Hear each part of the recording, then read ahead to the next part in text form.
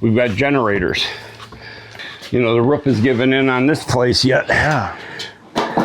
And then this runs the FM tower. Yeah. That's Bugman. Bugman lives on a boat in the middle of an abandoned island called Boot Key. Boot Key is off the coast of Marathon, Florida. It's one of thousands of small islands that make up the Florida Keys. In Boot Key Harbor, right down there, it's home to more people living on their boats than any other place in America. It's crazy. Now, Boot Key itself used to be inhabited, but the only bridge to the island got wrecked in a storm, and the state of Florida decided to let the island fall into decay. Nobody can live over here. There's no bridge over here anymore. So all the small number of people who lived here had to move away, and Boot Key was turned back into a natural preserve. It's mostly mangroves now. The only thing left is an old radio station that was used back in the 50s. Bugman was given special permission to live on this island. He's the only one allowed to live here. And in return, he has to keep watch over the island and making sure nobody trespasses, nobody comes over here. And he's also in charge of keeping the island's little radio station up and running. However, the island is up for sale for $4 million, and nobody knows. The new owner may say Bugman has to leave. We went to visit Bugman to learn about his story. Now, you can only get there by boat, clearly. And in this case, I was guided over to Boot Key by one of Bugman's trusted friends, Lexi. She knows the area very well, and she told me it's very hard to get over there, Nick. You got to kayak over there, then you have to scale a bunch of rocks, and then you have to walk through some abandoned roads and brush in sweltering Florida heat. But we did it. We made it over to see Bugman, found him on his island, and here's that story. So this is part of the infrastructure that was built because of the radio tower. And nobody else is allowed on here. In general, no. This is not someplace that people come. I have expressed permission, or we would not be here either. Oh, wow, there's a road still. Oh, yeah. And see, she's in her nest. Oh, osprey. We just scared her. There does become a point in the road where it does become bushwhacking, like actual bushwhacking. Okay. I didn't bring a machete. Not for us. We're not going that far. Okay. If we were going that far, I would have brought my brush. I would have brought my bush knife. Just because you can get through it without a bush knife, but it's radically uncomfortable. But this is a wildlife preserve now.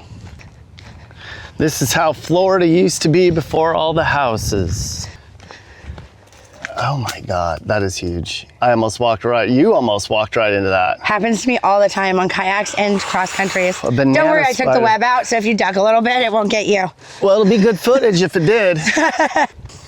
Before this became federally protected, it was like, for lack of a better term, a homeless encampment. Okay. And it was like the riot of the year, according to people who have told me about it. Meaning they were partying and having a good time. 24/7. It got shut down, and people got got city shut down and swept, and yeah. So this is the most uninhabited key in the whole chain. Oh yeah, absolutely. Like the most rural, untouched island. Yeah, especially when they plan for development. No, don't get me wrong. You know, when you're like driving down the 7 Mile Bridge, and you see those little keys out there. Yeah. You know, most of those are undeveloped too, but they're not town-sized. Yeah, this is just wild that we're over here right now. I know, it's pretty crazy, right? I love this. It is hot though. I think record heat, 90 degrees, humid. I mean, I would not want to be out here in July. I will be out here in July. Oh my God.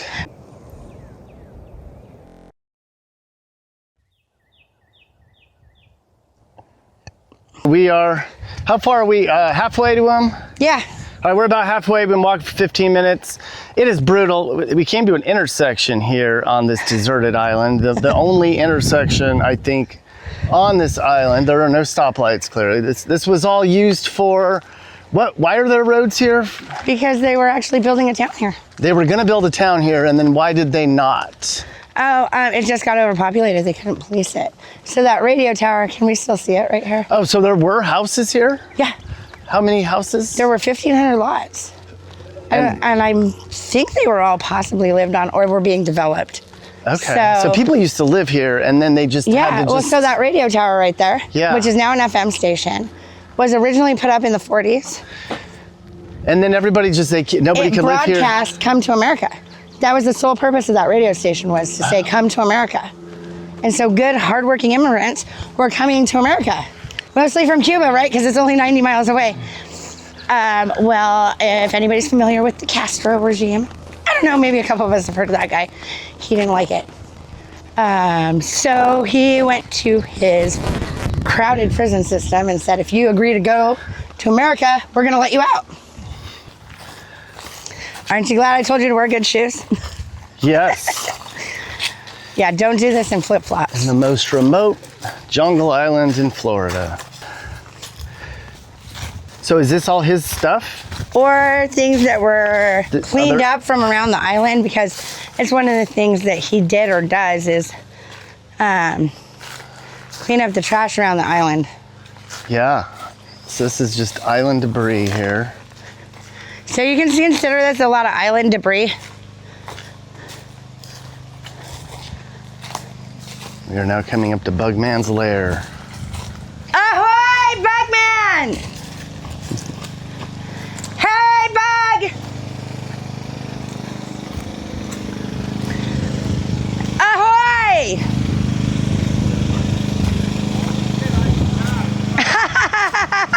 Are you dressed? No, I have Nick with me. Yeah, we're gonna hang out while he throws the shorts on.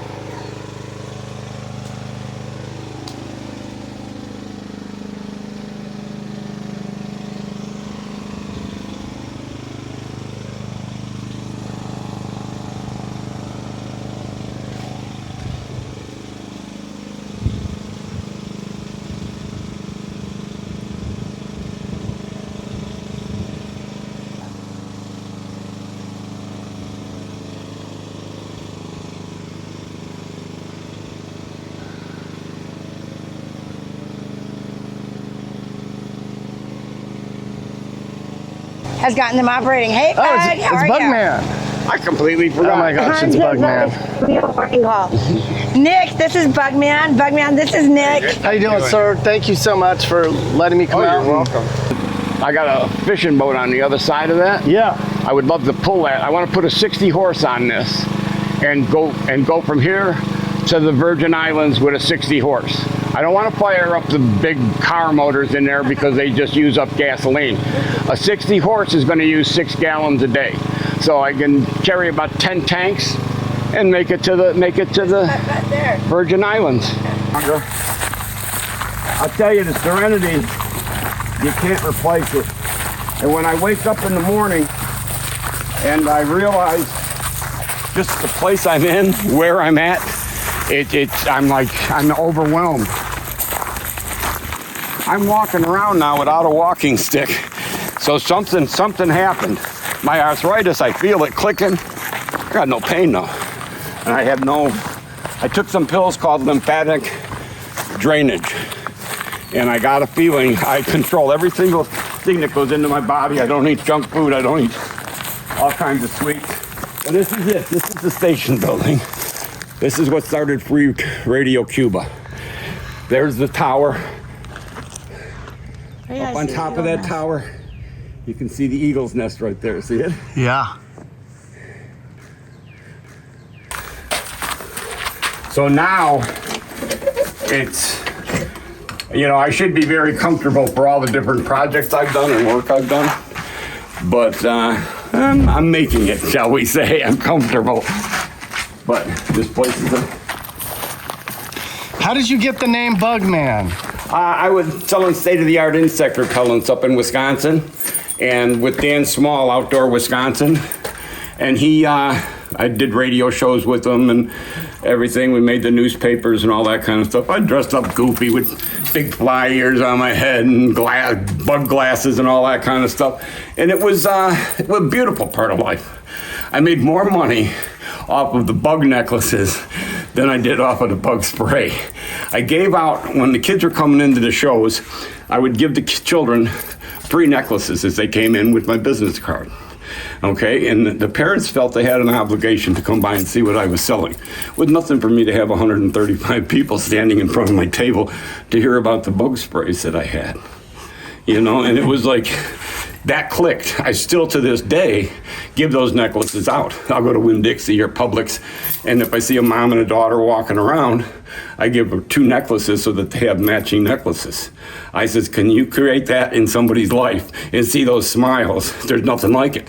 These necklaces cost me a couple of bucks from China or whatever, but when you can create that kind of heart in a woman and her daughter, it's amazing. And it bonds them together. It does everything it's supposed to be done. And I hope I never lose that. I keep on doing it and keep on ordering them. But this is the old station building. This is what started Free Radio Cuba before they put the towers over there. This is part of my project here. Then Bugman showed us around the old radio station that he manages.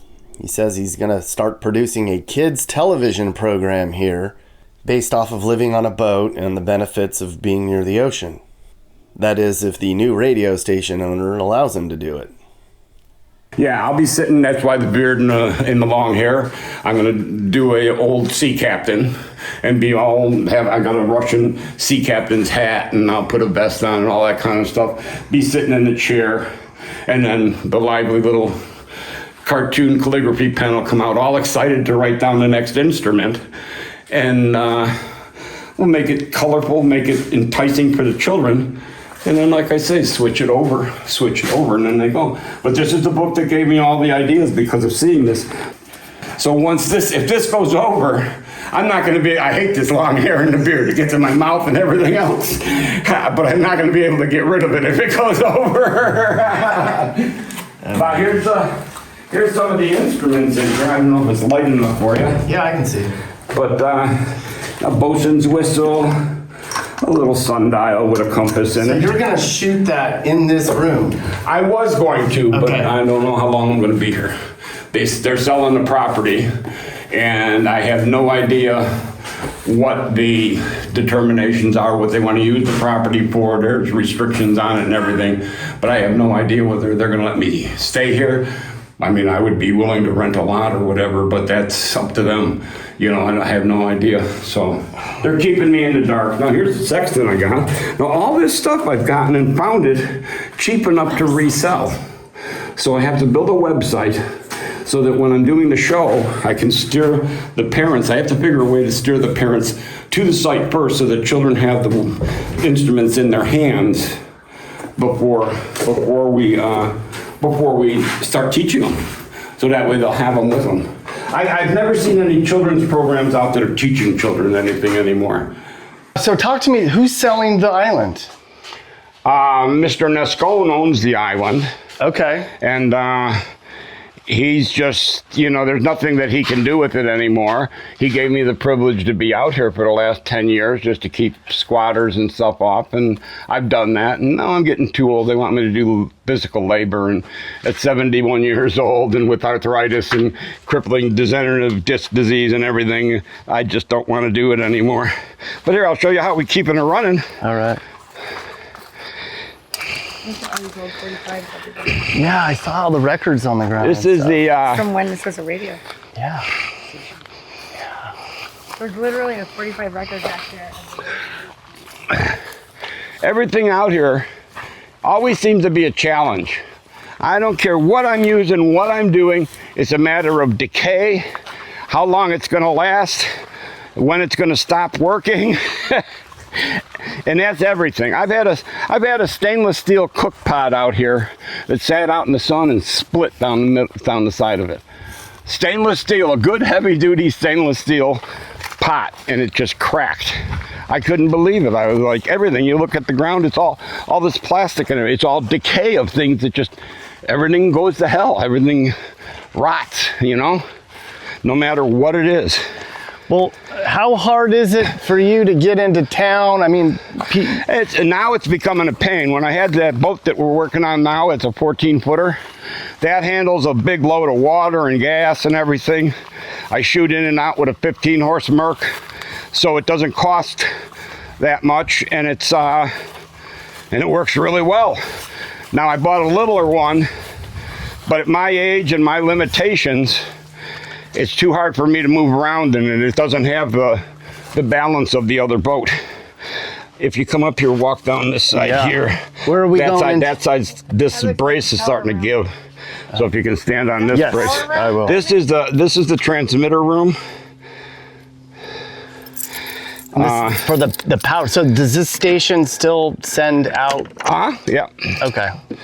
And that's because right now, to keep it operational, we've got generators. But as What does it transmit right now? you know, the roof is giving in on this place yet. Yeah. Yeah. Problem is that's what I said I got to go to town for. I got to get an exhaust fan here. When I start the generator in here, the room fills up with carbs and the generator shuts down. So I got to get an exhaust fan to get it going. And then this goes over to the other building. This runs the FM tower. Over there runs the AM tower. So that generator runs the radio station. Yeah, well, two of them actually is what we were using before. Now we're using one just to get the signal out, so we know everything is still operational. What is it transmitting currently, Bugman? Huh? What is it transmitting currently? What is what? What does the station transmit right now? I don't know what he puts on it. He probably puts his radio show from down there, and he's got the shows, the towers down in Key West too. So then we would have they offered me a radio show, but I'm too old and forgetful. My mind isn't working quick enough. You have to be really quick and be alert. So I told him, like, I can't do it. You know, I would love to do it. I mean, I've enjoyed doing radio shows and everything, being able to teach people and kids and stuff. But I have too many blank spots with my thinking. And if that comes back, I mean, I'm doing a lot of ginseng. I'm doing a lot of different things to try to get my physicality back. Like I say, I'm on a super ultra high nutrient diet, a keto diet, and then I'm adding in lower salts, lower potassiums, and everything, which very difficult thing to handle. I'm hoping they let me rent this lot right here. So you may be moving from your boat onto back here? No, nobody can live on the land. Nobody can live on land? No, that's part of it. I guess. Oh, there's water over here. Yeah, this is the other part of the canal. Oh, okay. So I would just move my boat over here. Okay. So what made you choose this lifestyle, Bugman? It was all a blessing. You know, I like the minimalist thing. I was living on an island when I had my boat. The boat I'm living on, I had up in Wisconsin. I bought it. I brought it back to new. I mean, we did everything. We rebuilt the motors. We re-waxed her, re-shined her. I even redid some of the fiberglass inside of her. And brought her down to Mississippi. Came down through Chicago, down the Illinois River. Came down to Mississippi. Crossed the Gulf of Mexico on a moonless night. You never seen anything like it. You ever get a chance to do the Gulf of Mexico on a moonless night, you don't just see stars, you see everything. You see the formations, you see the circles that they're forming, and everything else. It was just an incredible. The people I came down with they had a catamaran that he built. The catamaran out of his dad's wood that he harvested off of his dad's farm up in Canada, and he built this massive catamaran. Beautiful boat, really genius of a man. When we came across there, he goes, Dave, I got you on my radar, don't worry. Get up on your fly bridge, turn all your lights off, and just look up. And it's like you could see the cosmos. I've never seen so many stars, and he planned this. He planned that specific day when there was no moon and everything else. And we just slowly went across the Gulf. But when you looked up, like I say, everything you could see like formations, like you're seeing cosmos start and stuff. It was. I've seen a lot of stars in my life because I've always loved nature and I've always loved to be out in the woods and stuff. And that was something to really remember. Boy, I'm tired and I'm losing my balance. Don't want to, right, I don't want to do, see, I would use this as storage. Okay. This would just be a storage room. Was this a house before? Or I could turn it into a studio, Yeah. you know, that I could use for filming or whatever. But all of that is I don't know. Can I see in there? Really quick? But Can I show in there? oh sure. Oh, shit. Okay, so this is just another building that you might move into if... Well, no, you can't. Nobody can live on the shore, so I wouldn't move into it. But like I say, I could use it as a studio, or I can use it for storage, or I can use it for things that need to be on shore. Because your boats get filled with everything that aren't supposed to be on a boat. And that's from living on them. You know, it's just a condition that you live on them. And when I first got down here, I was over at the different marinas and stuff, and my boat looked like brand new. Now you look at my boat and it looks like it's 100 years, well, it's 50 years old is my boat.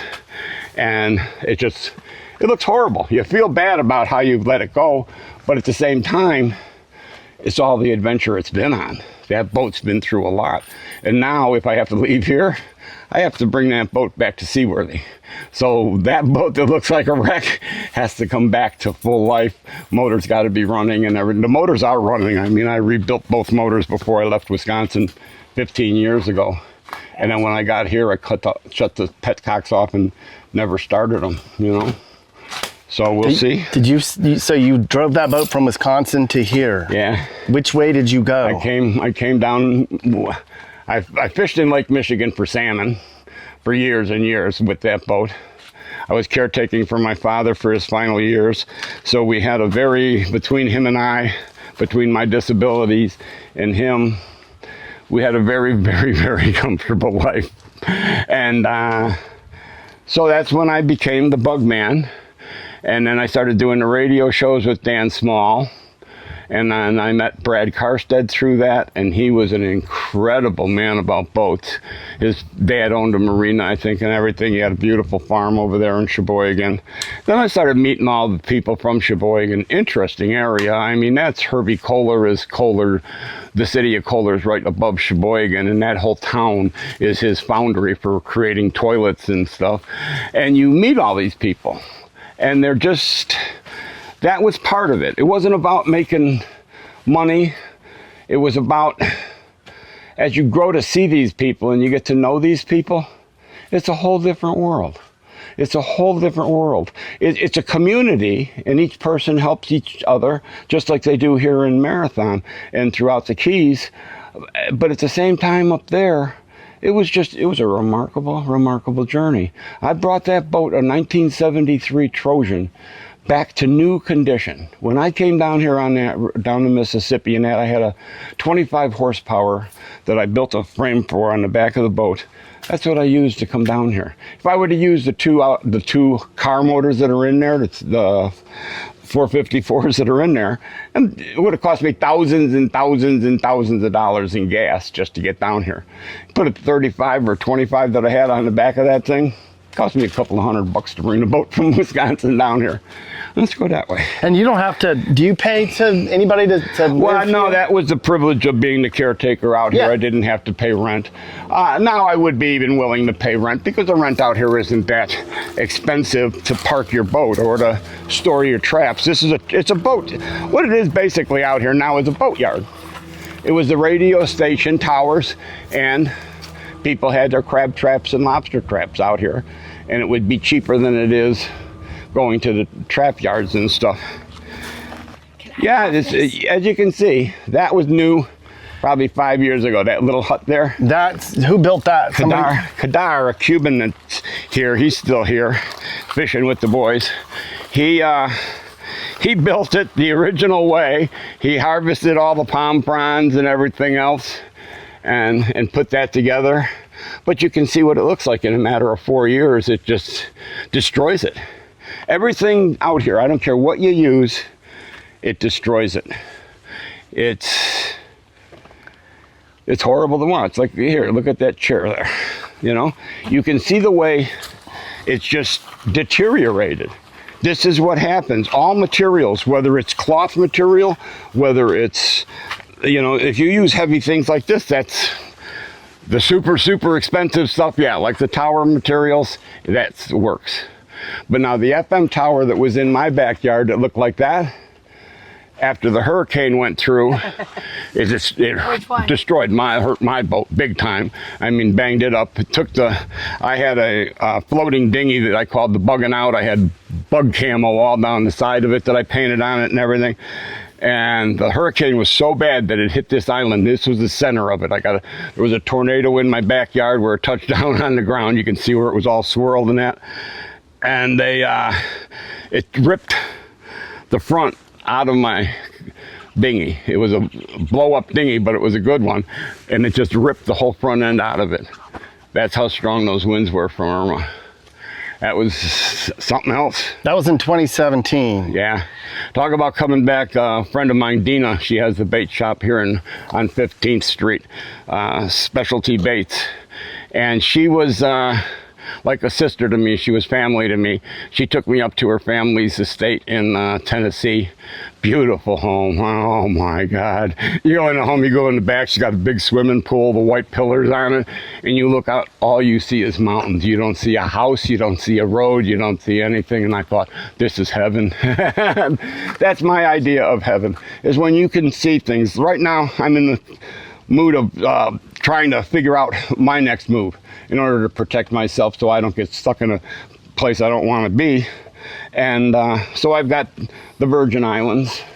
A buddy is sitting over in the Virgin Islands, living in a house hanging off the side of a mountain on a tectonic place that gets 7 to 8 earthquakes a day. And he's going, Bugman, you got to get out here. You're going to love this. It is the perfect setting for you. And it is, probably, because I've been out here for 10, 12 years, and you grow with nature. I mean, I've seen everything grow out here. I've got an iguana out here. He's got to be 5-6 feet. You know, it's just huge. I'm not going to kill them or anything. No. I mean, they can come out and do whatever they want, but I'm not going to kill nature, even if it's not natural to the things, you know, unless it's harming things, destroying things. But as you can see, this deck, because Daniel rebuilt it, is still worthy. To a degree. All the other stuff on it. Everything else is... And it's just the environment, the wind and the heat and the just... 100% humidity every single night. So you got humidity on everything. So whether it's wood, steel, whatever it is, concrete even, it actually starts its process of deterioration. And it's an amazing thing to watch. It's a frustrating thing to keep up with, because to try to keep your things going, I use an air conditioner in the boat naturally. I wasn't on generator when I first got here. We did have power until a catamaran took the power lines out at the broken bridge, and they wouldn't turn it back on for one person out here.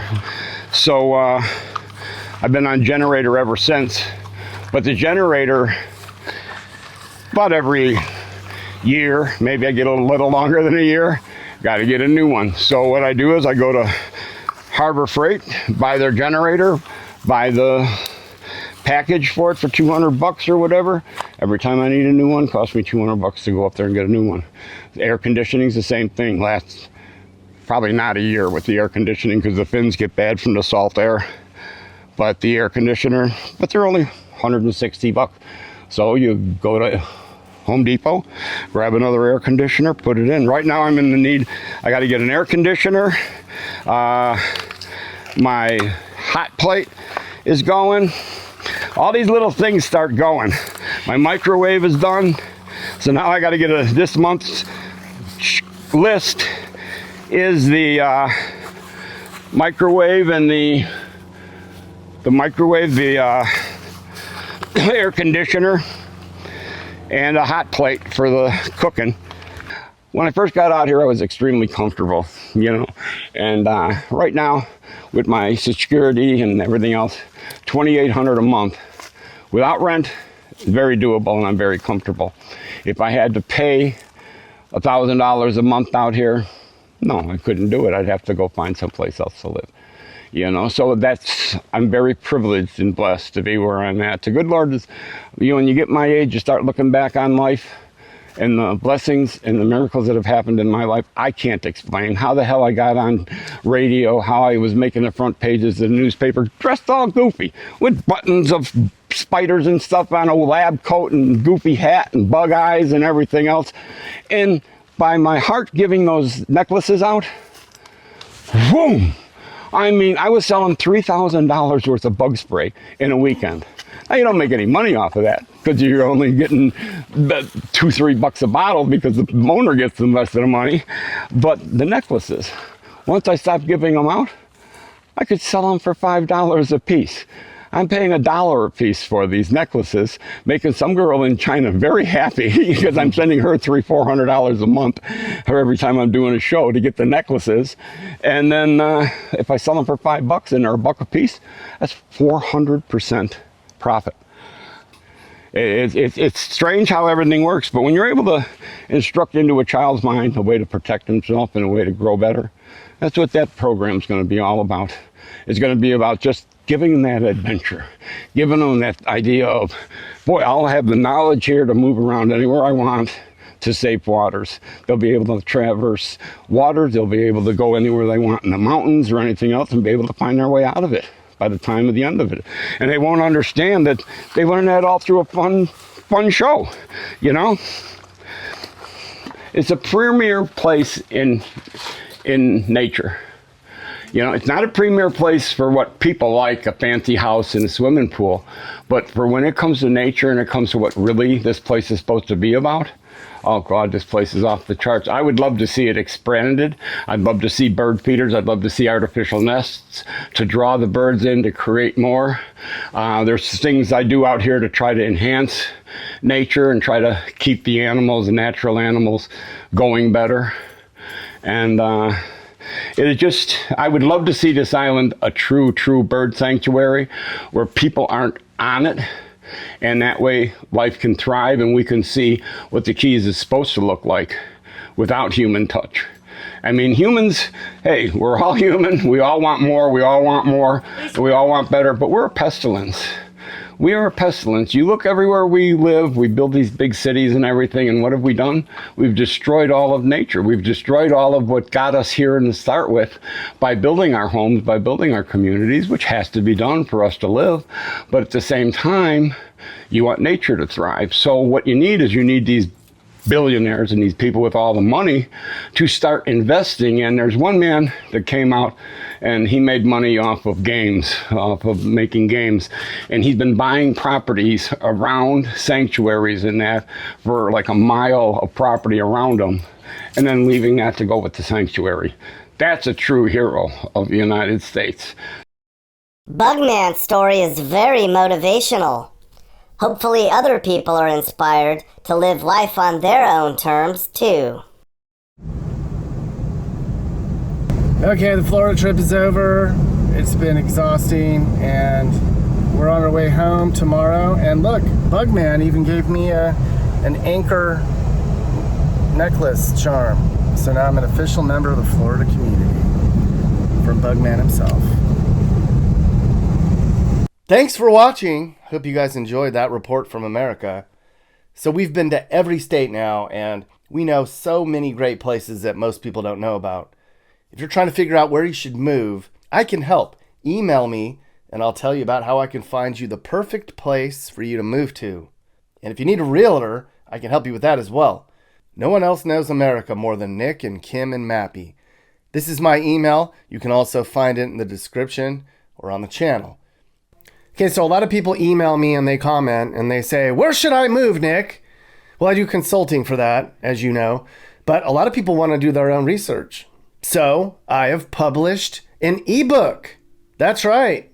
Email me and I'll send you my comprehensive and always updated guide on the best places to move in each state. We're always traveling, so we're always updating the book. Find the best places to live in America from the people who have seen more of America than anyone else. That's true. Google it. And don't forget to follow our main channel on YouTube. It's called Nick Johnson. We travel all over the country and show you a way of life in America that you've never seen before. We're the most traveled channel on YouTube now. You should check it out.